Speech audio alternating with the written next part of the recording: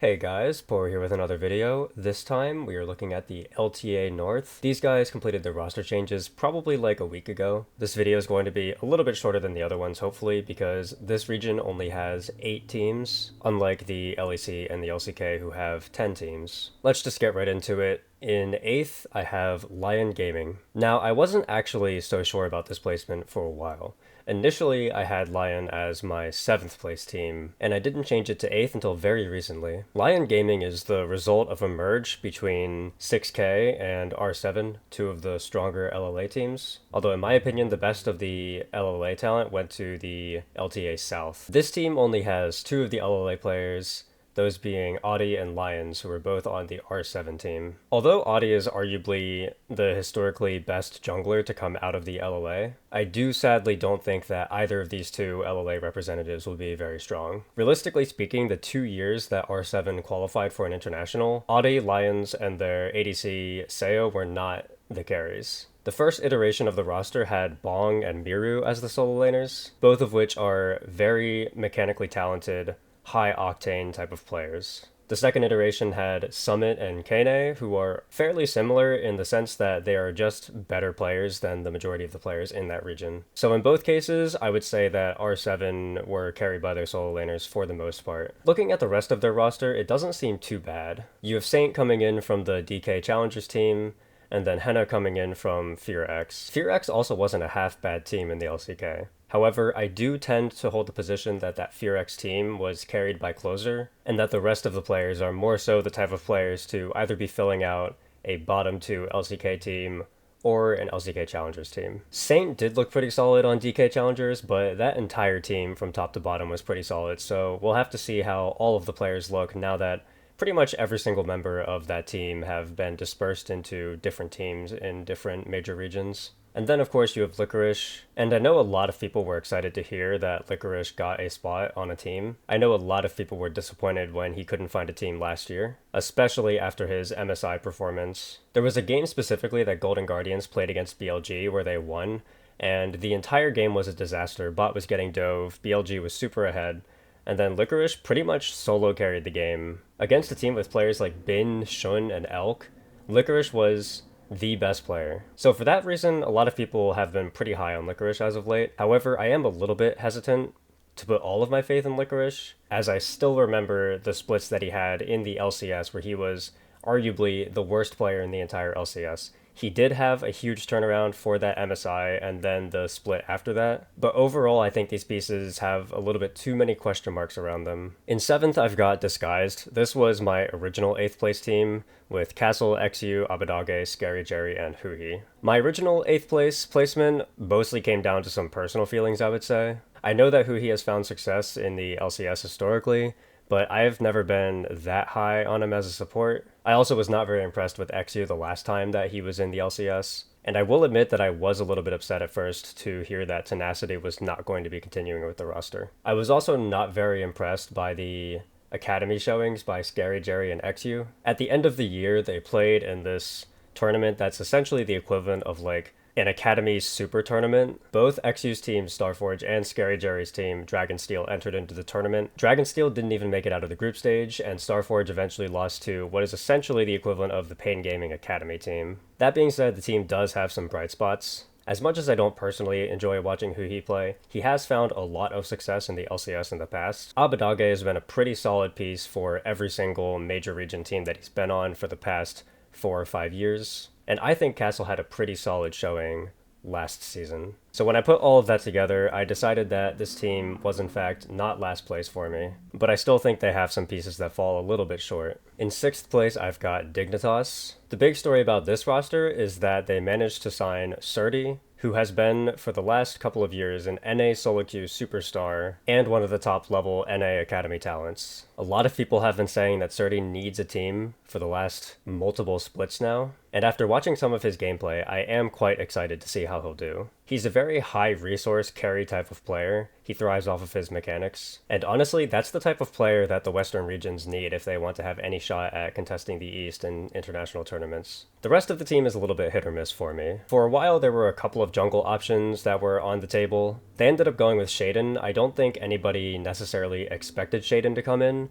but it does make sense because Surdy and Shaden did play together in the academy scene. I think swapping Jensen for Kane is strictly an upgrade. I was pretty impressed with Kane during the LLA regular season and the international tournaments that he played in. And while Tomo and Isles aren't necessarily the most exciting bot duo ever, I do put a little bit of respect on Tomo for coming into 100 Thieves, replacing Meech, and then immediately making the team look more stable and stronger. Looking at these pieces as a whole, I would say the team has some extremely high upside potentially, but I'm a little bit worried about their ceiling, and I don't know if this is the type of roster that could ever hit top 3. In 5th place, I've got Cloud9, and this is probably going to be a pretty controversial placement. I mean, Cloud9 has been fairly dominant for the last few years, and this team is keeping 3 of its members from last season. They've got Thanatos in the top lane, Blabber in jungle, and Vulcan in support. Blabber has been very good for years, and there have been splits where he's arguably the best player in the entire LCS. And I think Thanatos showed that he has a lot of potential. However, there were some question marks about Vulcan's performance last season, and honestly, overall, I kind of think that Cloud9 has some question marks in their game philosophy as a whole. I feel like we have seen them for multiple years be a little bit afraid to make big decisions in games. As an organization, they seem like a team who has always been pretty good at beating teams who are worse than them, but fail to provide anything exciting when playing against teams that are better than them. I think this was shown to be very obviously true with FlyQuest and Team Liquid last season, stepping up big time and becoming teams that are usually a step above what the LCS can normally produce. And when I look at Cloud9 and their roster changes, I kind of see 2 downgrades. I know that Sven is pretty good, but Berserker has been, along with Blabber, arguably the best player in the LCS for multiple splits. Even if his last split was a little bit weaker, there's no doubt that Berserker was one of the premium AD carries that you could get in North America. And again, same thing for JoJo. I know that JoJo and C9 had their differences, but JoJo was one of those NA talents who it felt like you could build a team around. And on the flip side, Loki was one of the LCK Challengers mid laners that I was not as excited to watch play. So when I'm looking at this team, I'm seeing a team who could never hold up to FlyQuest or Team Liquid, and who got 3-1'd by 100 Thieves in summer playoffs. And with their 2, in my opinion, downgrades, I don't see how this roster can improve from their standing last split. They are still Cloud9 though, and they do still have the equivalent of 5 strong players.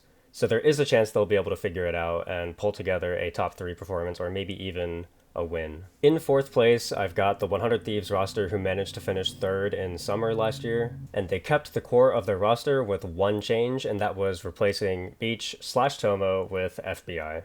I think regardless of whether you're talking about Meech or Tomo, I think FBI is definitely an upgrade. You took a team who finished 3rd with a lot of young, exciting talent like Sniper and Quid, and you upgraded one portion of your roster. I think that was a fairly solid offseason for them. I'm excited to see how they grow, how they improve. I've really got nothing else to say. I think their topside will be a strong topside within the region. I think they're a very energetic, high-ceiling topside. FBI Ayla, I don't think that they're going to be one of the top duos, but I also think that they're probably going to be a top half duo, which will be serviceable at least for a team who's trying to hit top 4. For the record, I don't think that Ayla performed very well, but 100 Thieves managed to make it work last year, so we'll see if they can figure it out this year. In 3rd, I've got Shopify Rebellion, and this team made some extremely exciting changes in my opinion. I am very disappointed that Insanity didn't stick around, and that he wasn't able to find a team at all. I think Insanity is one of those players who deserved to have a team. I think he was one of those players who had an X-factor element in draft that players need to have to find success against better teams. That being said, if you were to replace Insanity, I think picking up the mid-jungle duo of Contracts Palafox is a good choice. They were the mid-jungle duo on the NRG roster that managed to make quarterfinals at Worlds. And when you look at the rest of the team around them, it is a very strong team. I know that a lot of people are low on Fudge, that they say that he was not up to the same standard as some of the better Cloud9 rosters of the last few years. But realistically speaking, Fudge was a top half or top 3 top laner in the LCS for the entirety of the time that he played. And I think that almost any team would be happy to pick Fudge up. And then you have the bot lane. And in my opinion, this bot duo is going to be the bot duo to watch. Bvoy was one of the best bot laners last year, and this was not something that I was surprised about. I had watched enough CVLOL to know that the Brazilian AD carry talent has always been very, very strong. Brazilian ADCs make up a good portion of the CB LoL's talent, and I would say for the last few years, at any given moment, their top 5 or so AD carries could have easily functioned in either the LEC or the LCS. Just as an example, Bvoy was arguably the 5th or 6th best ADC in the CB LoL during his last split there. And even someone like that was able to come into the LCS and make first team All-Pro. And then you have their support, Seos. For those of you who have been watching my channel for a couple of years now, you guys should know that Seos is one of my favorite players of all time. I think this guy is so good, and I think he's criminally underrated. And although I know it was his own choice, I think it's a shame that he was stuck in the CB LoL for so long. I would say, in my humble opinion, that Seos is the best support in the LTA North right now, the best support in the LTA as a whole, and could probably contest the top spot in the LEC pool as well. I think this guy is just that good. When he was on Loud, he was really the piece that made the team function as well as it did in the games that they played well. Seos has always been a fairly aggressive support player, can always find really, really good roam timers, and is a great team fighter. He's also not afraid to make big plays and big moments, and I think that's a quality that a lot of Western players are lacking. I would not be surprised if Bvoy and Seos end up making the best bot duo in the region, and I would also not be surprised if Fudge, Contracts, and Palafox hold up fairly well against all of the other top teams. I might be putting a little bit too much faith in this roster. I mean, there's a chance that Fudge with his year off, Contracts and Palafox with their results in the years that were not on NRG together, and Seos technically being an LCS/LTA North rookie. There's a chance that all of that comes together and this team just can't figure it out and they end up placing like 5th, 6th. But I see a lot of potential in this roster, so for my list, I'm going to put them up in 3rd. Then your top 2. I mean, there really isn't any other top 2 that you can put. For a while, I was kind of on the TL hype train. I didn't watch EWC, but I know that they had a series against T1 and apparently played really well. I also did watch them play at MSI, and I thought that they performed fantastically at MSI. I used to be super low on Yon, but to be honest, in these last few splits, he's really grown on me. I think he's improved extremely quickly, and I think he's right there on the border of potentially being a top-level Western AD carry. The rest of the team is solid. I know that APA has some weak moments here or there, but his champion pool can provide a lot of advantages. It can also provide disadvantages. We've seen times where APA gets target banned in draft, and then he's forced to play something standard, and he just does not look as good on those champions as other people. But I think the upsides outweigh the downsides overall. I think the opponent knowing that APA could whip out a Ziggs or a Talia or an Aurelion Sol at any given moment, even if it's not meta, and perform well on it, I think that's scary, and I think that when teams pay respect to that, it makes it a lot easier for the rest of the team to play in draft. Impact has been insanely good for years. He's just a super solid player, definitely deserved MVP. My main question mark around the team is Umpty. I think in the moments where TL tries to step up and finally close out a series against a team who's supposed to be much better than them, it's usually Umpty who falls short. That said, in terms of just LTA North, I think the roster's fine, I think Umpty's fine. And in fact, if I recall correctly, I even had Team Liquid above FlyQuest in my personal Worlds 2024 power rankings. That ended up being not true. I thought even though Team Liquid lost Summer that they would still perform well enough due to their recent international performances. But the real point is that Team Liquid and FlyQuest, until proven otherwise, are in a completely different stratosphere from every other team in the LTA North. And then my number 1 team, FlyQuest, also keeping all 5 of their members, Bwipo-inspired Quad, Masu, Busio. I think the sentiment that I applied to Yon also applies to Masu and Busio. These two have improved at an extremely fast rate, and they had some extremely strong performances in Worlds. In quarterfinals against Gen G, this bot duo looked like they had a lot of potential. Quad is another player who I've been singing the praises of for a while. Every single time he gets promoted into LCK, I'm always like, oh my gosh, it's Quad, he's in LCK, he's so good, trust me guys, and then his team finishes 10th, so who really knows, but ever since he moved over to LTA North, I think he's looked really good. Inspired, obviously good, one of the best Western players of all time, arguably, and definitely been one of the best Western players in the last 3-4 years. And then you've got Bwipo, who, yeah, we can meme on him for running it down sometimes, for over-criticizing players, but at the end of the day, he's still a top-level top laner for LTA North standards, probably for Western standards as a whole, and he's also got a knack for making himself useful in every game no matter how far behind he gets. I think Bwipo's one of those players who you could stick him against pretty much any top laner, and assuming that the jungle matchup goes how the jungle matchup is supposed to go, he could probably play out a lot of the top lane matchups how they're supposed to be played out, even if he's facing down top laners like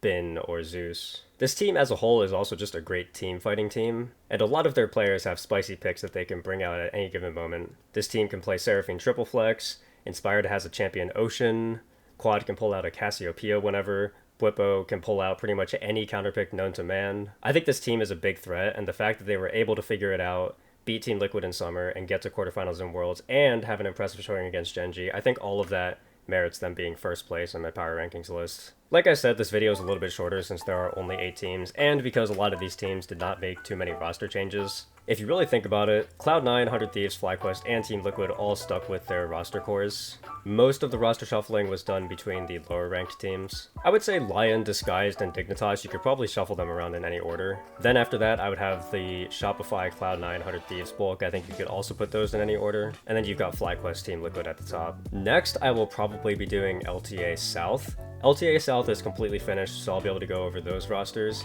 LPL is quote-unquote finished. There are projected rosters for all of the teams, but there are still a few question marks here and there that haven't been locked in just yet. Like, for example, the ThunderTalk roster. Technically, their roster is most likely going to be Hoya, Beichuan, Setab, 1xN, and Feather, but apart from Setab, technically none of the other 4 players have been officially confirmed by the team. I would say in the LPL there's probably like 7 players or so that are like that, not completely confirmed. And I don't want to touch that until that is confirmed. I mean, like, for example, I thought that Spica was basically confirmed for Dignitas until the Shaden pick got locked in pretty much out of nowhere. So yeah, LPL still got a little bit more to do. Same thing for the LCP. We technically have projected rosters, but there are a lot of teams who have not confirmed anything. I would say in terms of actual confirmations, for the LCP, we've only confirmed about two-thirds of the spots. So LTA South next, probably LPL after that, and then LCP will finish it out. That's all I've got this time. I'll see you all for the next one.